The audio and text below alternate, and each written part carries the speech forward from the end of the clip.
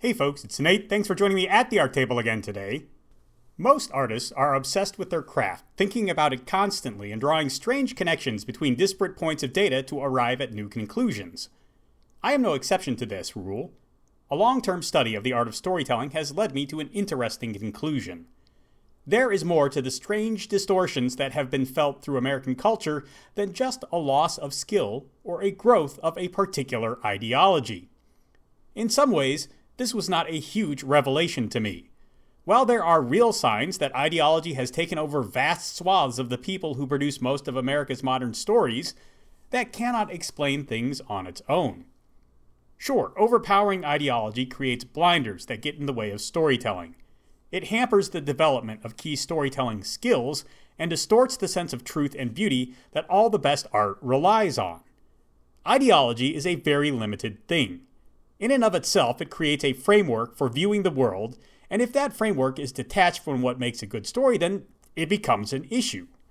But if the ideology has good grounding in truth, then steeping in that ideology can actually be beneficial. Ideologically driven stories can succeed if they are tempered by other contributions from people with less ideological commitment, or at least equally significant commitment to artistic merit. So long as the ideology has a grasp on the true and beautiful, there is hope for good art to come from it. So I have always found the ideology excuse for modernity's bad art insufficient to explain the situation. That's not to say the ideology driving much of modernity's stories is good. I don't think it is. I just don't feel that alone explains the issue. That leaves a lack of skill as a possible reason for bad stories.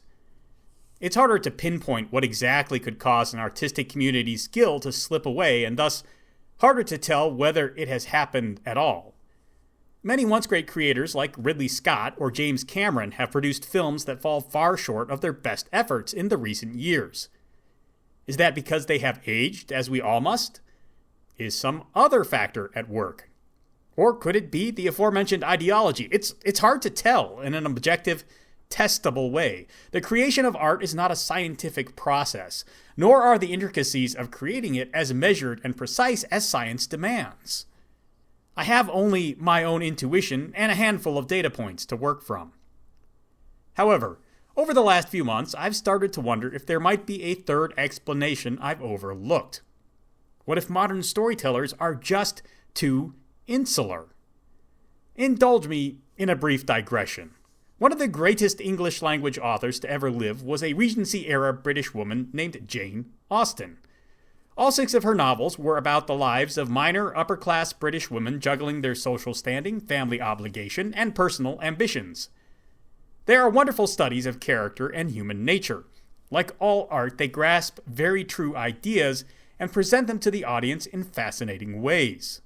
They also come from very specific historical and cultural contexts. If a Jane Austen novel were presented to the people of the British Raj, or the West Indies, who lived at the time those novels were published, there is a good chance that the people of those places would not find them engaging or entertaining. While the basic character archetypes of, say, Pride and Prejudice are universal to the human experience, the situation those characters find themselves in are very specific. That very particularity would make the entertainment provided by these narratives harder to receive for those unfamiliar with British life, even those living in a theoretically British culture. There is just no point of cultural connection between the far-flung cultures of the Empire and the culture of Jane Austen. The purpose of this rather lengthy analogy is to undergird my theory on why so much of modern storytelling and art in general fails to resonate with so many people. Most modern stories, particularly in America, are seen through the filter of a small group of people in Southern California.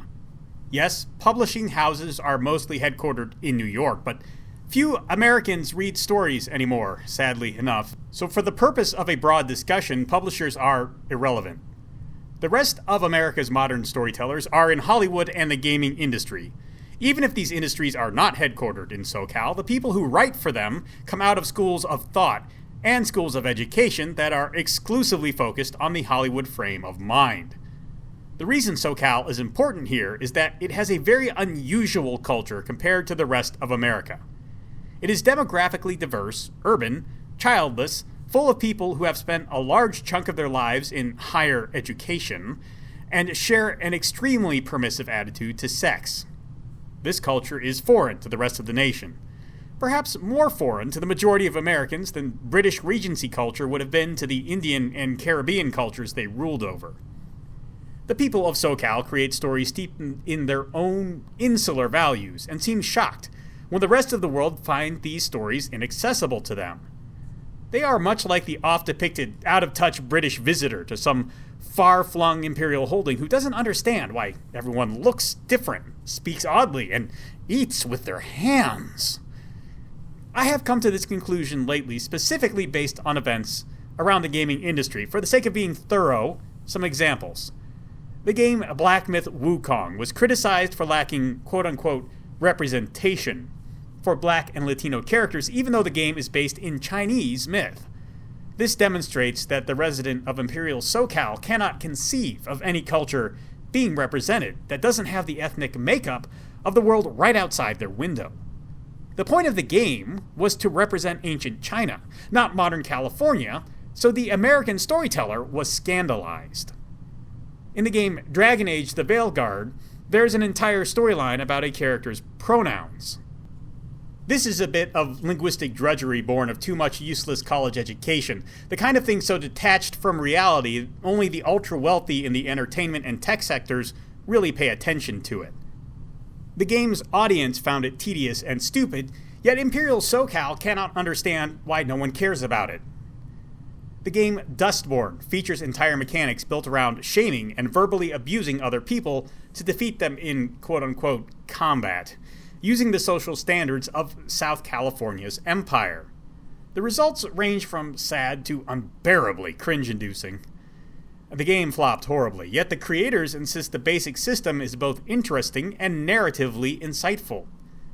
Audiences do not connect with the critiques or the stories told by the above games. They are based in a context we do not take part of and don't really want to understand. Modern storytellers don't seem to understand that because they are so deeply embedded in their own insular culture. Does it explain why they struggle to create anything that resonates with the rest of the world? I mean, it could. Have we diagnosed the problem? Yes, I think we have. But how do we solve it? Well, that's a little bit harder to say. But hopefully with a diagnosis, we're at least a little bit closer to working that out. This is a re-recording and re-upload of my original Imperial SoCal video. Hopefully this is a little bit more comprehensible to you who are listening. A number of updates and other local circumstances have resulted in my recording setup not being quite as reliable as I would like it to be, so I'm going to be trying to put out a few of these re-recordings and re-uploads over the next couple of weeks before the beginning of the new year. If you were interested in the previous SoCal video and you couldn't struggle through its admittedly terrible audio, I hope you will find this a little more acceptable. While you're here, if you want to support the channel and the work I do here, there is a link down below to my recently released book, Have Spell Will Travel, a weird western collecting some of the early adventures of Roy Harper, a mercenary making his way through the Columbian West by magic and strength of arms. If you've had a chance to look at that, let me know what you think down in the comments below. There's a like button and a subscribe button down there. You can use those as you see fit, and I'll talk to you later.